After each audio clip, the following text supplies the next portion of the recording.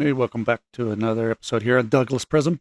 In the campaign, in the primary for Douglas County Board of County Commissioners, between John Dyack and Jake Bockenfeld.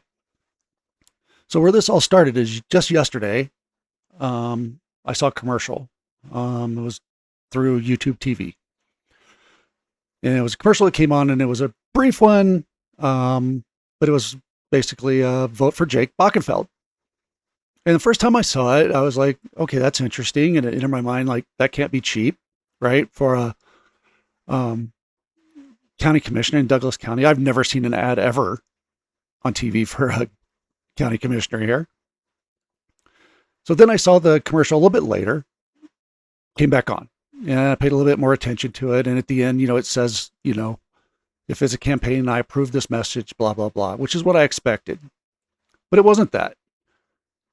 This was paid for by a political action committee called Douglas County Future Leadership Fund.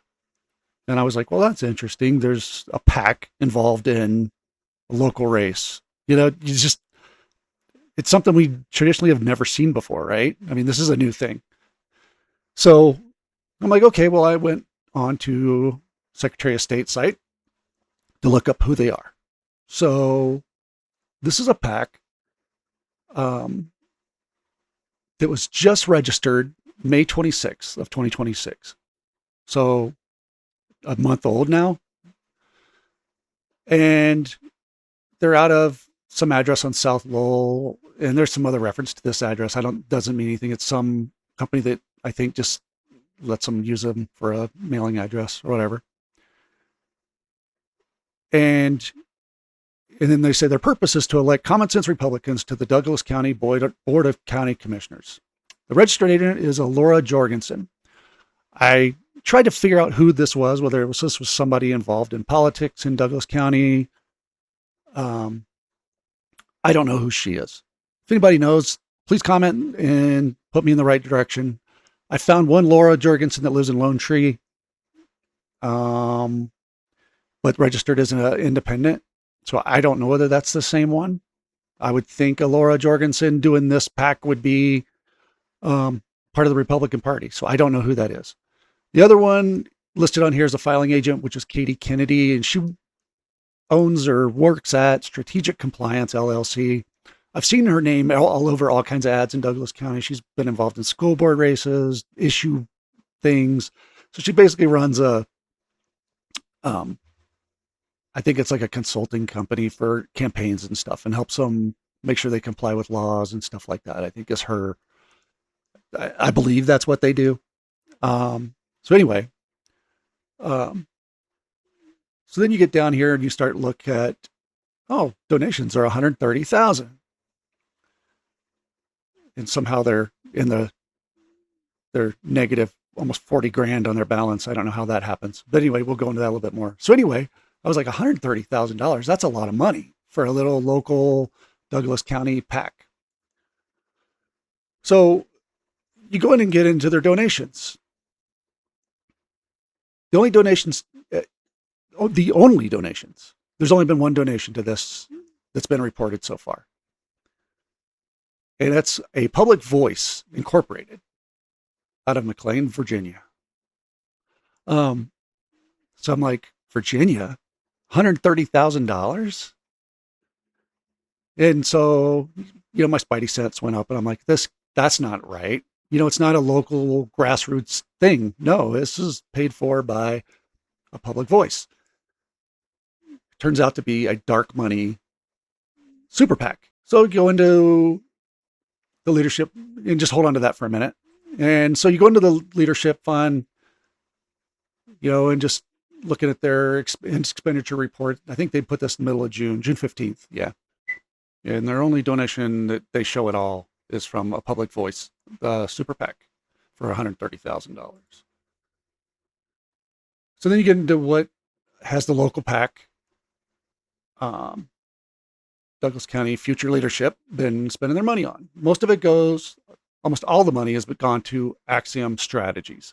And this is a company out of Kansas City that looks like all they do is do stuff for campaigns. They guide them. They set up, kind of lead them into winning, right? They're just a big consulting firm, and I think they do all kinds of stuff behind the scenes, to help campaigns. So you look at the amounts they've paid: 35 grand, 33 grand, 15 grand, and if you look here, the candidates supported Jake Bockenfeld and candidates opposed is John Dyack. Some of them don't list an opposing candidate, which I'm guessing is just their not pro Jake, not anti John ads. Maybe that's the way they have to do it. I don't know. The only other person that they've given any money to is Teamer Strategies in Lakewood. And they say for text messaging, and then the other is reimbursement for a PO box. Before we dig into a public voice, let's look at the candidates real quick here. So Jake Bockenfield, his campaign has only reported a total contributions of $27,000, maybe 29 when you count. There's got some non-monetary contributions, so less, right around 30 grand, maybe a little bit less, is all he's had in his. So a public voice through the local PAC is donated 5 times the amount that he's raised in his entire campaign. We look over at John Dyack. His total amount, we're running with contributions and loans. Well, his contributions are about $23,500, and then about $5,600 non-monetary contributions, which I assume is like signage, and it's going to be stuff that people have done for the campaign that didn't charge him for it, but they have to report it as an in-kind donation type of thing. So he's looking at, between those two, around 30 grand also. Okay. And then he gave himself the loan for $50,000, and that's been reported to the state. You can see he's the one that made the loan to himself for $50,000 for his campaign. Just interesting how little, we're talking 30 grand each in this campaign, but yet a super PAC's coming in and putting 150. This should raise a lot of concerns for people. Why is this happening? Let's go into a public voice. ProPublica, their stuff on this, and a public voice is a nonprofit organization. Originally they were based out of Ohio, and then they moved. I'm not sure what year, but then they moved their organization over to McLean, Virginia. But they're a nonprofit organization, which means they don't have to report any donations, but yet they can play political games, which I think is just crazy. This dark money is ridiculous, what they do and how they cover up money. But a public voice per them has, you can look at their totals here for their revenue. In 2024, almost $4 million went through a public voice. And it all went to campaigns. Look at how much over the years that they've raised. I mean, 2012 was 8 million. So they used to be a lot bigger than they are now, but look at all that money going in and out and through this place with no data anywhere on who's donating to them. Here's some stuff on them. We got the crew, dark money playbook exposed in Greedon's settlement with Missouri Ethics Commission. And I believe he's a former governor of Missouri, had all kinds of controversy with ethics on campaigns. Again, public voice is involved. Mid-America Fund, it talks about here running ads attacking several Republicans, running in this primary. Tax returns revealed that more than 90% of Mid-America's fund revenue in 2014 came from 2 other profits, the Government Integrity Fund and a public voice. And then it says the treasurer for a public voice when it was known as Protect Your Vote, Ohio. So I guess that's where they started, was Protect Your Vote, Ohio. So this is kind of the beginning of things. This is 2020. So I think all this stuff happened, back in 2014.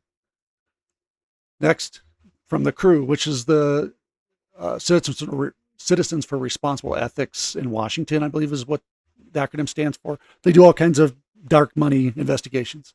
So we have synchronized spending, the dark money phantom's new illusion. Then he talks about the super PACs have other ties linking them to the same dark money network as American Policy Coalition, another big dark money group. Americans United for Values mid-year campaign finance disclosure showed the super PAC paid Langdon Law LLC for legal fees. Fund for a working America's treasurer, Tyler Moore. He served as an officer for another political nonprofit group, A Public Voice, which is this one.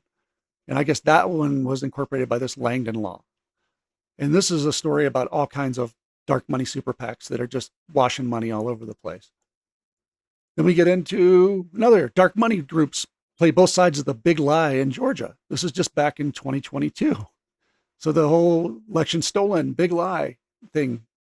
And this one has to do with former Senator David Perdue, who was challenging Kemp in Georgia. And he was backed by a registered super PAC called Georgia Action Fund that paid for an ad boasting Trump's endorsement of Perdue. So then they looked into the funding. Dark money groups, the Georgia Action Fund had raised more than $2 million from nonprofit groups. They got almost $1 million from American Exceptionalism Institute and $175,000 from A Public Voice. This one. Next story. Who filed a false report? A super PAC or the dark money group that funded it? So this one goes into this just goes deep into a big dark money network that's going on, involved in elections, and they're all tied together. But 6 nonprofits to, this whole dark money network, and A Public Voice is part of that. And it lists them out here: American Policy Coalition, Citizens for Working America, Freedom Frontier, Freedom Vote, and the Government Integrity Fund. It all came up about contributed $10 million to 10 super PACs. So this is all a funneling of money into super PACs, through untraceable sources. This PAC recently, in recent times, instead of being in like national, in some state things, they're now getting local. Here's a story about dark money fuels fight over New York City employees' insurance. And you can see here, A Public Voice is bankrolling advocacy against a new health insurance plan for municipal workers that went into effect January 1. So they're getting involved in like local politics. Why does A Public Voice care about health insurance plans for New York employees? Why does A Public Voice care about the Douglas County Board of County Commissioner races? So here's the question: Where's the money coming from? Is it some source here in Colorado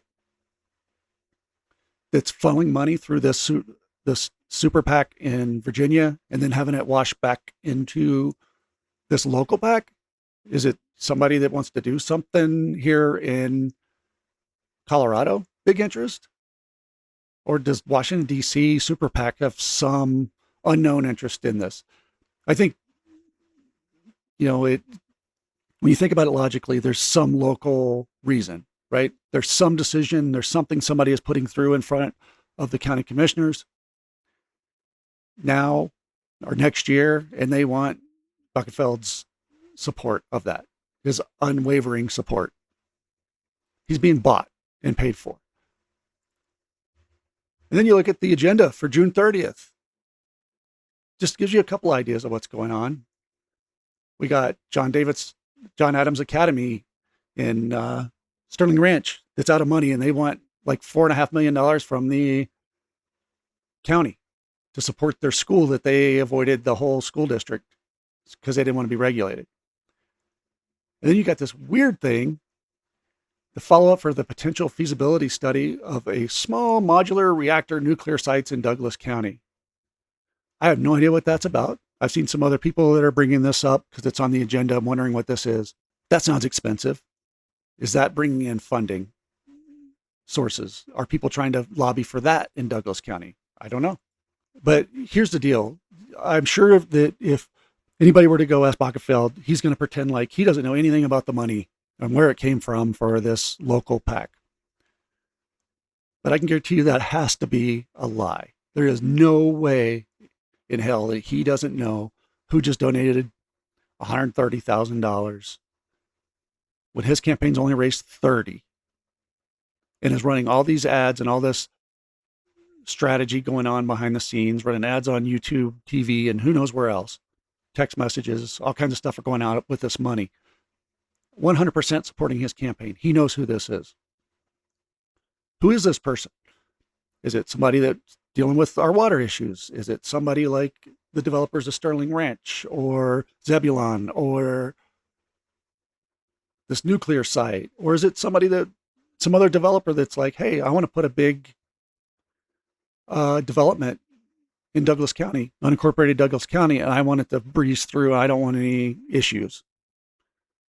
So what if I don't have water? So what if I don't have electricity? Or maybe it's another data center. The one's getting ready to open in Parker this year. Maybe there's another one that wants to come and be an unincorporated at Douglas County. $130,000 for a $1 billion data center that somebody's going to need to waive their water rights and their electricity rights and all this stuff and push it through. That's worth a lot of money too. Inquiring minds want to know. I'm just throwing out options. But I think the fact that this candidate is being backed by dark money and we have no idea who it is should be concerning. And I think the fact that dark money can do this in any election, national, state, and much less even a local election like this. Ask yourself, why is a Washington, D.C. super PAC concerned about the Douglas County Board of County Commissioner race? You have an answer?